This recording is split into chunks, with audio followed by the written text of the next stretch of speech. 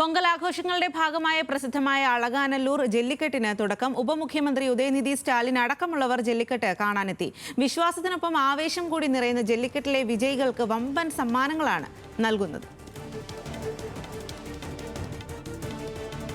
National ഡെസ്കിൽ നിന്നും ശ്രീജിത്ത് ബാലകൃഷ്ണനാണ് ചേരുന്നത്. ശ്രീജിത്ത് ബാലകൃഷ്ണൻ, തമിഴ്നാട്ടിൽ വലിയ ആഘോഷമാണ് ഈ ഒരു ജല്ലിക്കെട്ട്. അത് കാണാനും അതിൻ്റെ ആ ഒരു ആവേശത്തിൽ പങ്കെടുക്കാനും, എന്നാൽ വലിയ തരത്തിലുള്ള സുരക്ഷാ ക്രമീകരണങ്ങളും ആവശ്യമുള്ള ഒരു ആഘോഷം കൂടിയാണ്.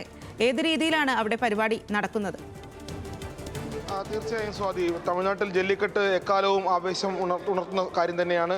കാര്യം നമുക്കറിയാവുന്നതാണ്, 2007 അവിടെ സുപ്രീം കോടതി നിരോധിക്കുകയും പിന്നീട് 2017 അത് ആ നിരോധനം മറികടന്നുകൊണ്ട് രാഷ്ട്രപതിയുടെ ഉത്തരവ് വരെ വാങ്ങി ആ രൂപത്തിലേക്ക് 2017 വലിയ സമരമൊക്കെ നടന്ന, നമ്മളുടെ ഓർമ്മയിൽ വലിയ സമരമൊക്കെ നടന്ന കാര്യമാണ് ജല്ലിക്കെട്ടിന് വേണ്ടിയുള്ളത്. ജല്ലിക്കെട്ട് തമിഴ്നാടിൻ്റെ വലിയ വൈകാരികമായൊരു വൈകാരികവും അതിലേറെ ആവേശവും ഒക്കെ അവരുടെ ഒരു ജീവിതത്തെയും സംസ്കാരത്തെയും ഒക്കെ ചേർത്ത് പിടിക്കുന്ന ഒരു ആഘോഷവും മത്സരവും ഒക്കെയാണ് ജല്ലിക്കെട്ട്.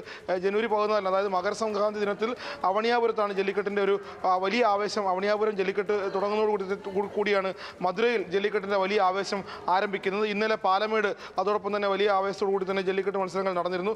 ഇന്ന് അളകാനല്ലൂർ ജല്ലിക്കെട്ടാണ് ഒരുപക്ഷെ തമിഴ്നാട്ടിലെ അല്ലെങ്കിൽ ദക്ഷിണേന്ത്യയിൽ തന്നെ ഏറ്റവും വലിയ ജല്ലിക്കെട്ട് ആവേശവും ആഘോഷവും മത്സരവും നടക്കുന്നത്. ഉദയനിധി സ്റ്റാലിൻ അടക്കമുള്ള ആളുകൾ, മന്ത്രിമാർ, DMK-യിലെ ഏതാണ്ട് ബഹുഭൂരിപക്ഷം മന്ത്രിമാരും ഇന്ന് മധുരയിലുണ്ട്. മധുരയിലെ അളകാനല്ലൂരിൽ ഇപ്പോഴും മത്സരം പുരോഗമിച്ചുകൊണ്ടിരിക്കുകയാണ്. ഒരുപക്ഷെ സുപ്രീം കോടതി മുൻപ് പറഞ്ഞതുപോലെ വലിയ ദുരന്തങ്ങൾ അല്ലെങ്കിൽ മരണങ്ങളൊക്കെ ഉണ്ടാകുന്ന ഒരു മത്സരക്രമം കൂടിയാണ് ജല്ലിക്കെട്ട്. എന്നിരുന്നാലും തമിഴ്നാട്ടിൽ വലിയ ആവേശമാണ്. അവരുടെ കാർഷിക സംസ്കാരത്തെയും പ്രൗഢിയെയും പാരമ്പര്യത്തെയും ഒക്കെ ചേർത്ത് പിടിക്കുന്ന രൂപത്തിലാണ് ജല്ലിക്കെട്ട് ആഘോഷങ്ങൾ നടക്കുന്നത്. അളകാനല്ലൂരിൻ്റെ പ്രത്യേകത അവരുടെ കാർഷിക സംസ്കൃതിയെ അല്ലെങ്കിൽ ആ സംസ്കാരത്തെ ചേർത്ത് പിടിക്കുന്നതിന് വേണ്ടി, വിശ്വാസത്തെ ചേർത്ത് പിടിക്കുന്നതിന് വേണ്ടി മുൻപ് ക്ഷേത്രങ്ങളുടെ ഭാഗമായി അല്ലെങ്കിൽ കോവിലുകളുടെ ഭാഗമായി നടന്നു വന്ന കാർഷിക സംസ്കാരത്തിൻ്റെ ഭാഗമായിട്ടുള്ള ഒരു ആഘോഷമായിട്ടാണ് തുടങ്ങിയത്.